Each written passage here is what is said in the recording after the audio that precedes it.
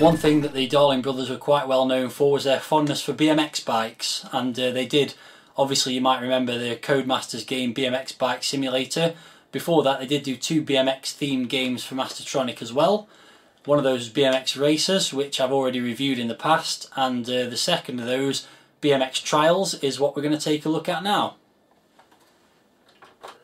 Front cover of this one's a slightly abstract version of BMX riding, I think. We've got the BMX Trials logo, and then we've got these two guys who look like a combination of a stormtrooper and Robocop almost, riding their bikes. Notably the yellow guy's on a red bike and the red guy's on a yellow bike. And also they seem to be on some kind of undulating grid style background there as well. Bit peculiar, but you know, fair enough. Spine as expected, says BMX Trials on it, and this is one of the earlier games that actually has a description of the game on the back rather than the loading instructions. Test of skill and endurance as you ride your BMX through a series of tests in this exciting championship. So as well as the games themselves from the Darling brothers evolving, you can see that the packaging's evolving, done by Mastertronic obviously rather than the Darling brothers, but these are the first wave of games from 1985 that actually have some screenshots on the inside cover. Screen displays, as it says there, so you've got some screenshots of bikes what look like they're racing along a road horizontally. And then you flip inside and you've got the aim of the game. You've been selected to enter the Earth's most exciting BMX trials. 6 amazing tests of skill. 200 metres race, wheelie, ramp jump, slalom, bunny hops, beetle ride. Ah, the old favourite, jumping over a Volkswagen Beetle. And controls. This actually sounds like it might be a kind of hypersport style game with the different events, and it says press spacebar or fire button to pedal. I'm wondering if this is like a bit of almost like a joystick waggling sports game. We'll soon find out. And you've got the loading instructions and foreign language instructions crammed in there in the inlay. So we have another loading screen. Not one of the better ones, to be honest. I'm not quite sure what's going on with the biker there. His head seems to be in shadow when the rest of him isn't. And his bike looks very wonky too. Nice Mastertronic logo on there. Bit of a weird BMX logo, but there you go. That's the loading screen.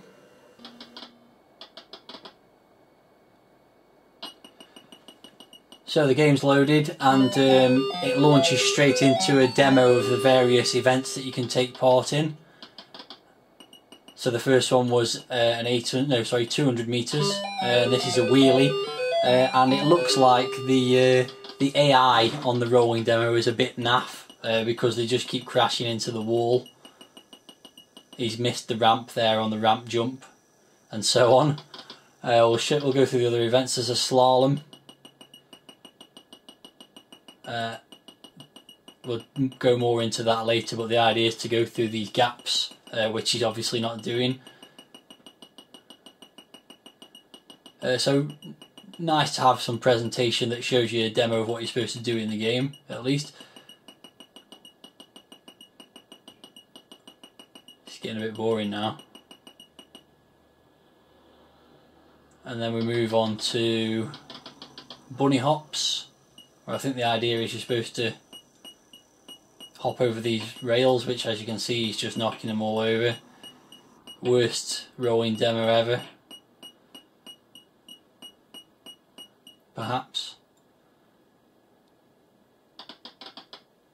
And then it goes back to the 200 metre race.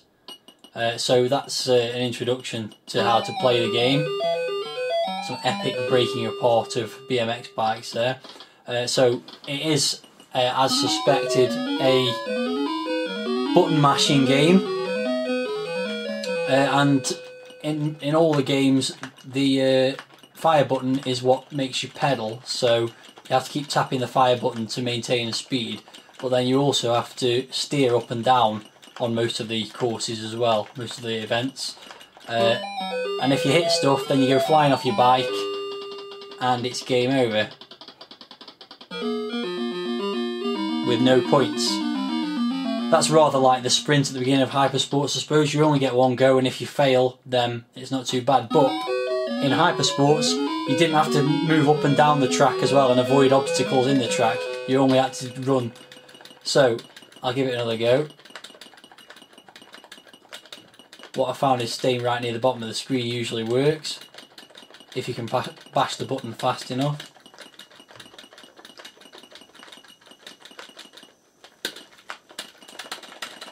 There's a bit at the end where, oh, I've crashed into the fence, no!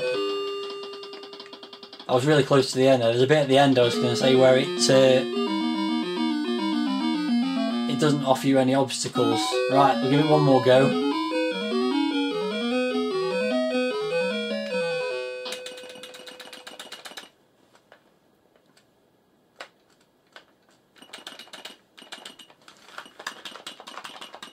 It gives you a proper thumb ache, this. The guy seems incapable of just riding in a straight line as well, I should add.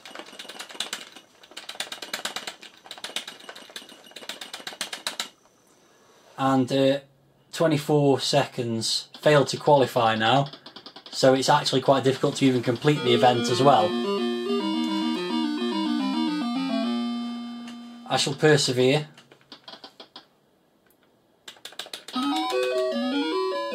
It's really annoying because it plays this little tune every time as well, it doesn't just get down to it.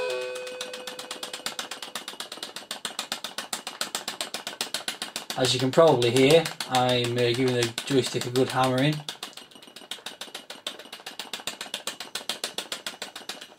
Oh, that was close. So you can't crash into the bike, you can't crash into the fence, and you can't... There we go. 20 seconds, 0.7. Which actually gives me the track record. So you get to enter your name, which is quite cool. It's very arcade style, this game, obviously, button mashing and you know, entering your name on the high score table. So that's given me a whacking great 10,000 point bonus for getting the fastest time, and it does move me on to the second event. It just shows you the track records.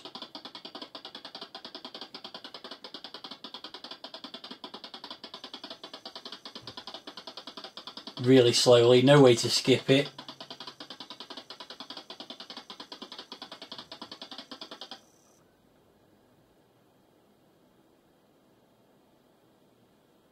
And then, just in case you cared, there's then a summary at the end of the stage.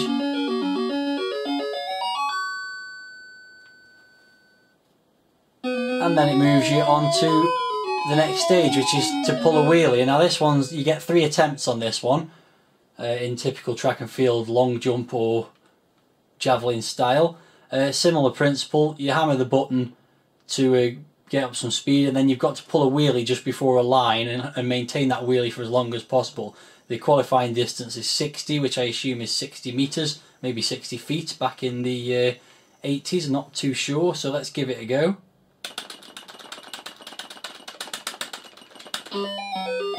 And for some reason I fell off the bike there, and I'm not entirely sure why. Well, let's give it another go.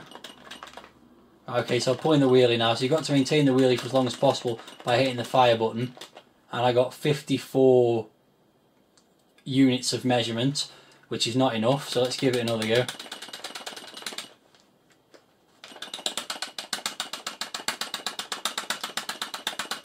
Oh, I've just managed it. 60.8 on the last attempt. Not too bad. Next up is the ramp jump.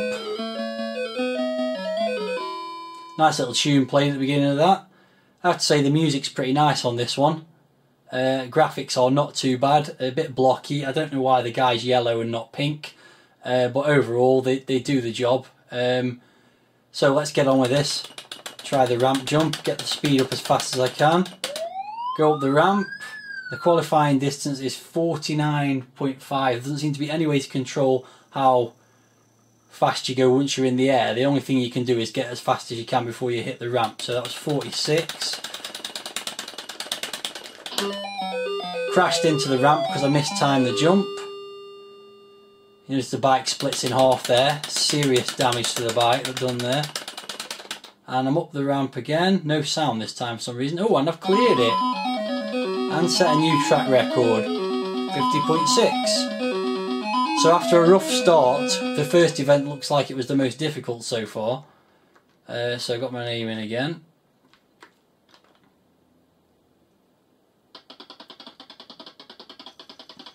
Wait for the long laborious track records to show.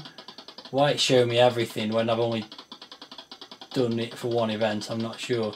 There you go. So the next event is the slalom, which as we saw on the rolling demo at the beginning, looks to be quite challenging.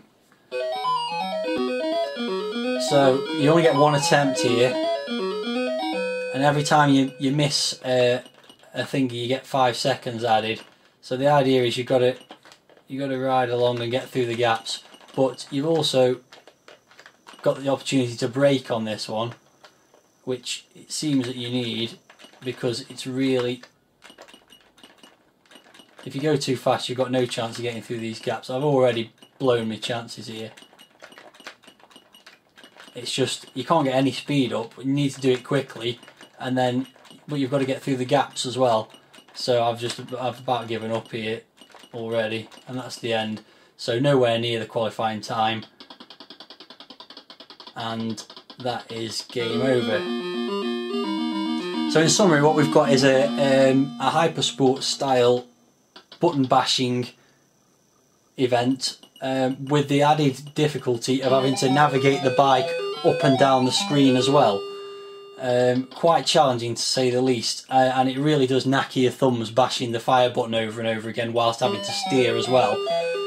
So suddenly it dawned on me of having the idea of playing it with a joystick that's got auto fire on, which would of course simulate the bashing of the fire button. So I'm going to give that a try now. Alright, so I've swapped joysticks from the Competition Pro to my trusty zip stick. I've got the auto fire switched on. Let's see what difference it makes just holding the fire button down constantly and just concentrating on the steering. Well, as you can see, he's pedalling like mad. Still got to avoid all the things in the road, of course, so it's not that easy. Ooh, that was close.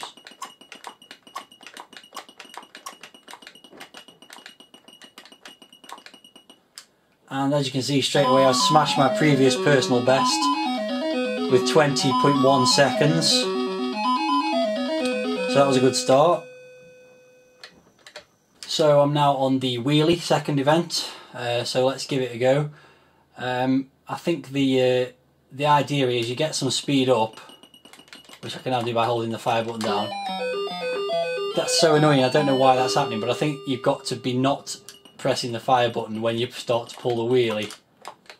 There we go. And I'm holding the fire button down. And as you can see, it makes it considerably easier to do the wheelie now. Blasted past the 60 meters or whatever it is.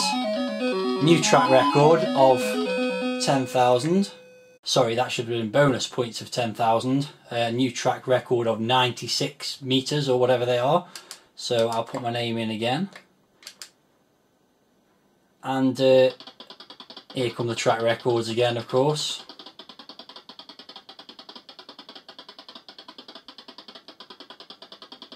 Well and truly qualified there. Forgot to mention this at the top here, where you basically get 200 points for every 0.1 meters you go past the qualifying time. So obviously, qualifying distance. So obviously my score is going through the roof now because I've got loads of bonus points. You also get points for qualifying. That also clarifies it is meters and not feet. So next up we've got the ramp jump. 3 attempts at this. Let's see how I get on. The guy's weaving all over the place here. There we go, up the ramp. Plenty of speed up there, and just qualified 49.6. You don't seem to be able to go any faster than that. This is really a close call with the qualifying. Oh, Snap my bike in half again. Never mind. At least I know I've qualified. And we go again. And I didn't qualify that time. That's totally arbitrary, random it seems. I guess if you get full whack speed up then you will just make it. So just a paltry 3,300 points there. And now here we go with the slalom again, where holding the fire button down here is not going to help me at all.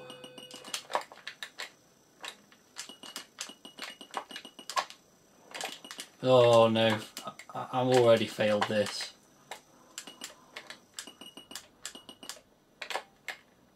There's just no way you can get from the top of there to the bottom again.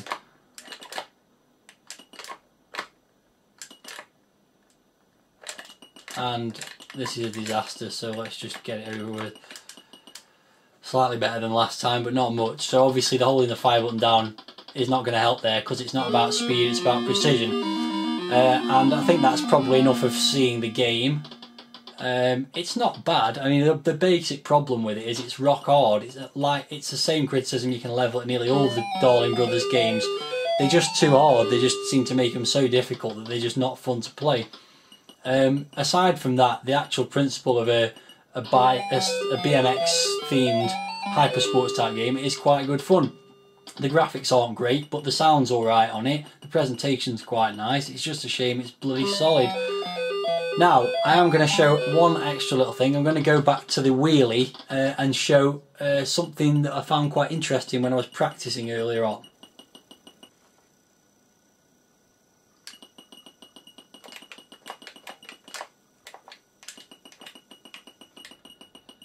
So, I've got the joystick held back and the fire button held down. Check out what's going on with the distance thing at the top there. I've actually broken the game in a way. It's actually counting in hex, or actually just alphabetic characters at the moment. You can also see that the graphics on the screen have got all corrupted as well. And you can pretty much pedal forever.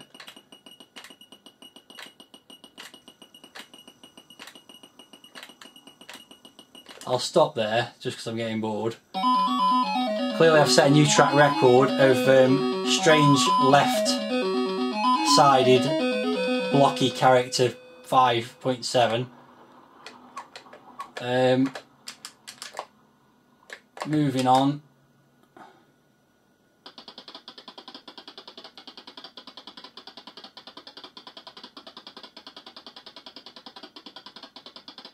Does show that weird character on the track record screen as well.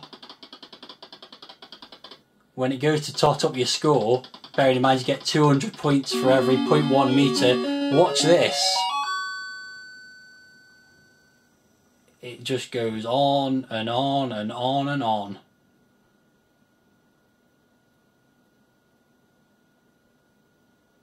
Ramping up the score to ridiculous levels. So, if you want to cheat on this game and get a really high score, that's what you do. Use your auto fire. And even the points totting up here has even gone a bit crazy now, because it's run out of characters to display on the screen. There you go, it's gone into A's and B's and things on there, although the score is still totting up right on the right hand side. So in summary, presentation wise, programming wise, quite a nice game, but as usual they've made it way too hard. What I didn't mention was there is a 2-player mode, but strangely you just play alternating anyway. The stages where you're racing against another player, you still race against the computer rather than against each other, which is a bit of an oversight. But there you go, my score's still ticking away, and that pretty much sums it up. Is it worth $1.99? Well, if you've got some kind of masochistic tendencies, or work out that you can use the auto fire to help you out, then maybe. But I imagine this was just utterly frustrating back in the day, so I'm going to say no. And a couple of minutes later, here we are, and the score is still totaling up, now at 650,000 points for this stage. Not much more to say about the game. I think that's what you'd call a bug.